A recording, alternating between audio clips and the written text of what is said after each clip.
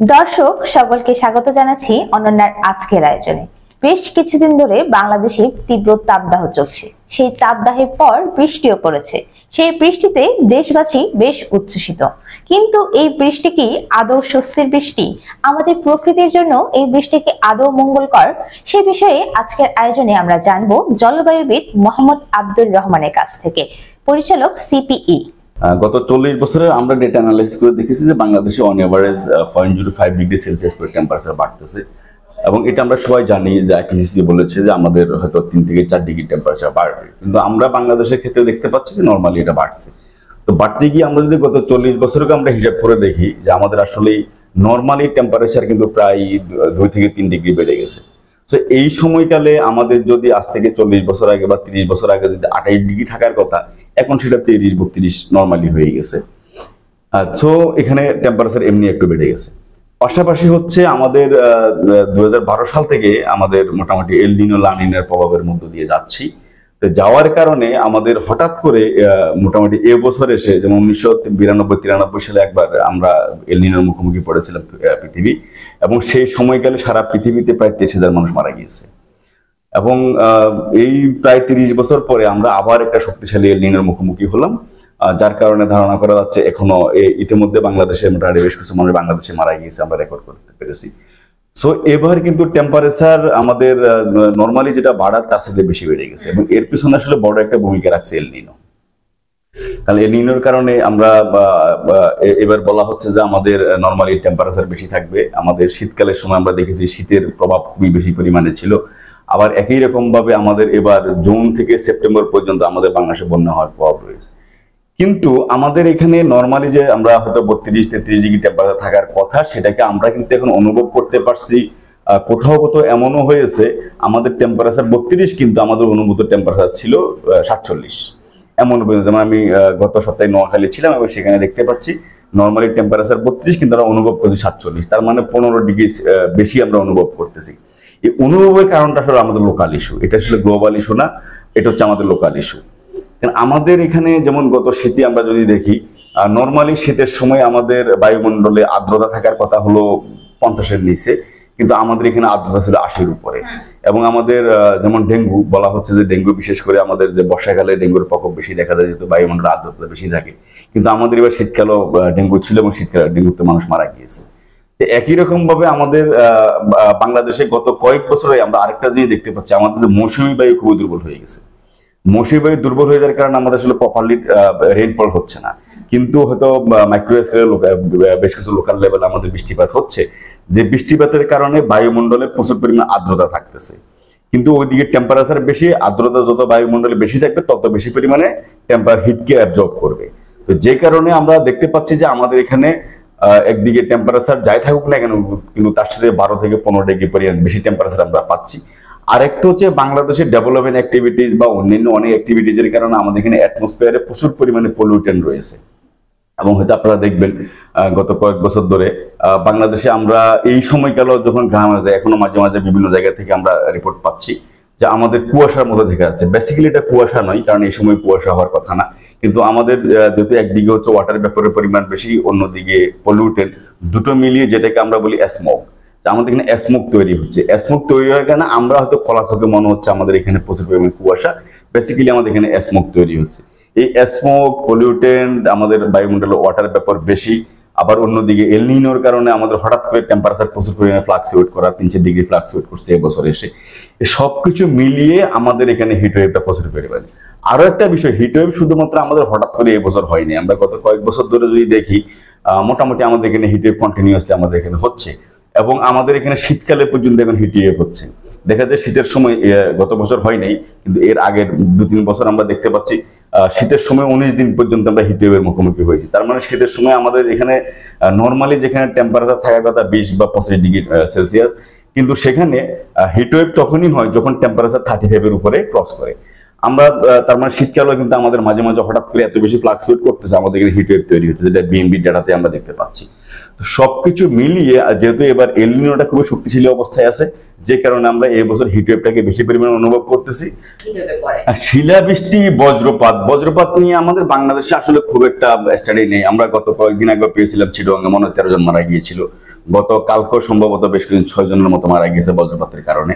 So আমাদের প্রতি এখন বজ্রপাতকে এখনো পর্যন্ত আমরা আসলে ন্যাশনাল ডিজাস্টার হিসেবে আমরা কাউন্টও করছি না, কিন্তু আমাদের মারা যাচ্ছে। আমরা গত 15-20 বছর ধরে দেখতে পাচ্ছি যে বজ্রপাতে প্রচুর পরিমাণে মারা যাচ্ছে, এবং নর্মালি আমাদের এখানে বজ্রপাত হবে বা হওয়ার কথা, এটা খুব স্বাভাবিক বিষয়। কিন্তু যেটা হচ্ছে যে বজ্রপাতের ট্রেন্ডটা বেড়ে গেছে। এখন এটা বিভিন্নভাবে বিভিন্ন জন ব্যাখ্যা করতেছে, যে কেউ বলতেছে ক্লাইমেট চেঞ্জের কারণে, কেউ বলতেছে আমাদের মোবাইল টাওয়ারের কারণে বেড়ে যাচ্ছে। তো এটা কেন বেড়ে যাচ্ছে তার স্পেসিফিক কোনো গবেষণা আমাদের এখানে নেই, এখনো পর্যন্ত কেউ করে নাই। এবং একই রকম হচ্ছে শিলাবৃষ্টি। নর্মালি আপনি দেখবেন যে আমাদের যদি 30 বছর বা 40 বছর আগে যায়, আমাদের শিলাবৃষ্টিটা কখন হতো বা বজ্রপাত কখন হতো, কালবৈশাখীর সময়। এখন কিন্তু রাউন্ড দ্য ইয়ার হচ্ছে। আমাদের এখন শীতকালে বৃষ্টি হলো, বজ্রপাত হচ্ছে, শিলাবৃষ্টি হচ্ছে। দ্যাট মিনস এখানে বড় ধরনের একটা পরিবর্তন এসে গেছে। এখন এটা কেন হচ্ছে স্পেসিফিক, হয়তো এটার অনেকগুলো ব্যাখ্যা অনেকভাবে আছে, কিন্তু সেটা আমাদের স্পেসিফিক যেহেতু সাইন্টিফিক এভিডেন্স আমাদের কাছে না, সেটা নিয়ে আমরা বাট বেড়ে যাচ্ছে, আমরা এটা বুঝতে পারতেছি। এখন প্রশ্নটা হচ্ছে এর ফলে আমাদের ক্ষতির পরিমাণটা কি দাঁড়াচ্ছে।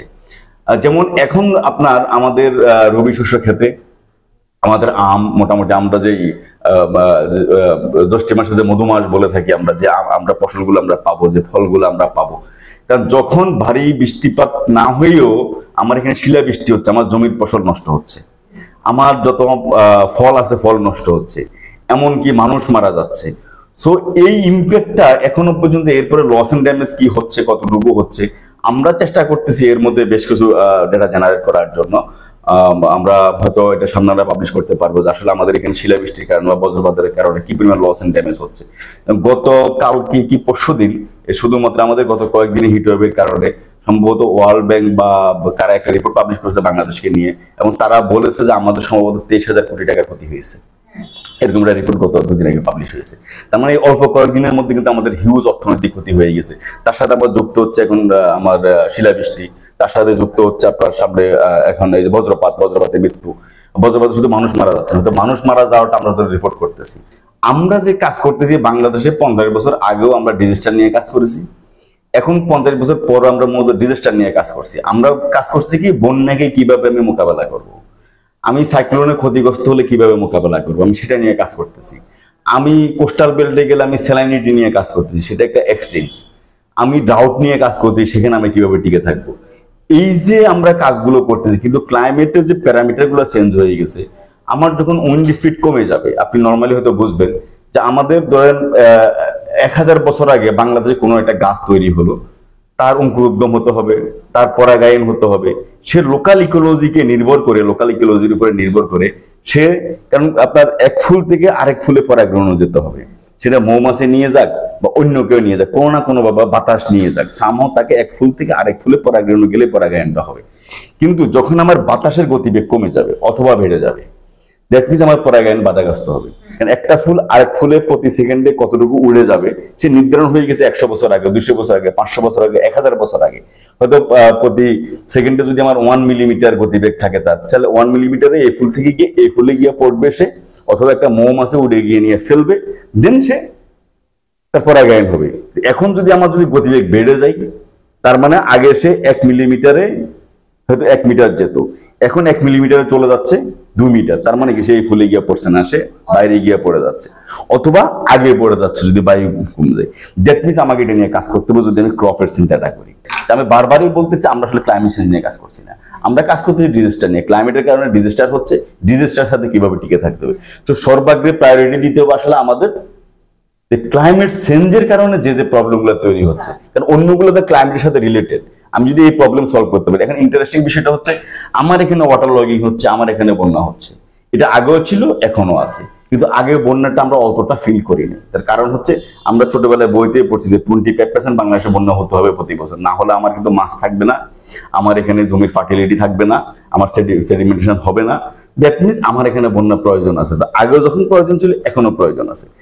এখন প্রশ্নটা হচ্ছে, আগে বন্যাকে আমি ফিল করিনি, এখন কেন ফিল করতেছি? এখন কেন আমার একদিনের বৃষ্টিতে ঢাকা শহর ডুবে যাচ্ছে?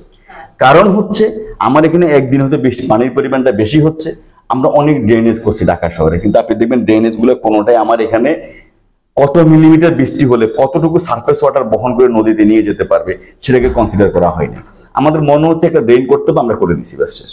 কিন্তু এই ড্রেনটা আমার সাথে পানিকে ধারণ করতে পারবে কিনা, পানিকে বহন করে নিয়ে যেতে পারবে কিনা। এবং ইন্টারেস্টিংলি হচ্ছে আমরা গাছ লাগানোর কথা বলছি, কিন্তু গাছ লাগানো মানে একটা বাগান তৈরি করা, বাগান তৈরি করা ইম্পর্টেন্ট না, ইম্পর্টেন্ট হচ্ছে আমার ন্যাচারাল ফরেস্টকে বাঁচানো। সুন্দরবন যদি চলে যাই আমরা এরপর আর বন পাবো না, তাহলে আমাকে গাছ লাগানোর জন্য প্রজেক্ট নিচ্ছি, পলিটিক্যালি বিভিন্ন প্রজেক্ট নিয়ে নেওয়া হচ্ছে, ক্যাম্পেইন করা হচ্ছে, সেটা কিন্তু আলটিমেট সলিউশন না। এবং গত দুদিন আগে মনে পত্রিকা রিপোর্ট হয়েছে ঢাকা শহরে যেই গাছ প্রয়োজন সেটা না লাগিয়ে আমরা অন্য গাছ লাগাচ্ছি, যে আসলে কোনো কাজে লাগছে না, তার বৃষ্টি হচ্ছে না। বাংলাদেশ সারা দেশে আপনি দেখবেন বিভিন্ন প্রজেক্টের মধ্যে ইউক্লিপটাসকে আমরা প্রমোট করছি, এটা নিয়ে প্রচুর লেখালেখি আছে, এটা নেগেটিভ। হয়তো এটা যারা করছে তারা এটা স্বীকার করতে চায় না, বাট এটা নিয়ে প্রচুর পরিমাণে কথা বলাই আছে। এবং উত্তরবঙ্গে যাবেন আপনি দেখবেন যেখানে ইউক্লিপটাসের বাগান আছে তার নিচে কোনো ফল লতা পাতাও নেই। আরেকটা ইম্পর্টেন্ট জিনিস হচ্ছে বাংলাদেশে আপনি এই যে সলিউশনের কথাগুলো বলতেছেন, বাংলাদেশে আপনার ঘাস কোথাও পাবেন না এখন।